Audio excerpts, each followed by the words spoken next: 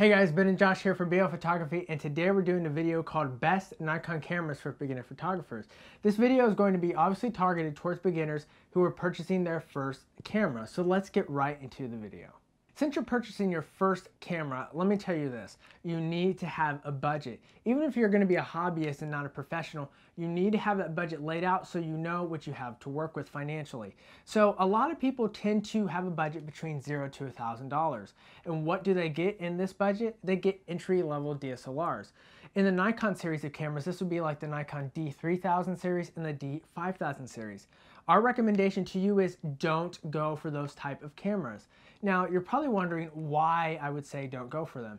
Typically, they're usually cheap and, well, they don't really hold up that long. And for me, I noticed when I started that way, I started with an entry-level DSLR, I actually outgrew it in a year. And even though I'm a hobbyist, I found out that I wanted to do this more as a profession. So really, I outgrew it. So I kind of made a mistake of buying one of those entry-level DSLRs. Josh feels the same way, and he's going to explain to you what happened to him after he purchased his Nikon D3000. Okay, so this was my first camera, and I found out its limitations with it. It only had a certain ISO settings to it, and it only had a certain white balance setting to it, and it only really works in sunlight. Now, I do not recommend this camera to all new photographers. I really recommend you getting a full-frame DSLR camera. So Josh, you said you recommended a full-frame camera. Now, for those of you who are watching, why do we recommend full-frame cameras? Well, for one, they typically have better build quality, they have better ISO performance, and they have many different video options as well that some of the more entry-level DSLRs do not have. Also, you're going to see an improvement in image quality overall with your image resolution and other things like that. So we recommend full frame camera. Start with it and you really won't outgrow it that much because that's pretty much the top of the tier for DSLRs. Besides going in a medium format, which is not really necessary in my opinion unless you're a studio photographer, and even at that point I don't know if you need really a medium format camera. Now in the Nikon range of cameras, the full frames they have are like the D610, the D750, the D810, now the D850, and many other different DSLRs.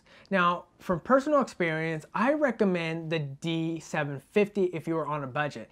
It has amazing ISO performance, even at 12,800 ISO, and also it's just an overall great camera. It's one of the best Nikon cameras for video, in my opinion as well. It sort of competed with the 5D Mark III, the Canon 5D Mark III, so I recommend getting that camera. And if you have a bigger budget, between like $0 to $4,000, maybe the D850 is for you. You can have a lot of different things such as higher resolution and 4K video and all that type of stuff.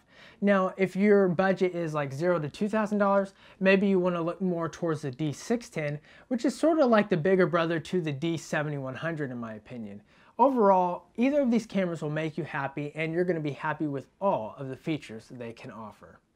And of course, it just really boils down to long-term use and quality overall.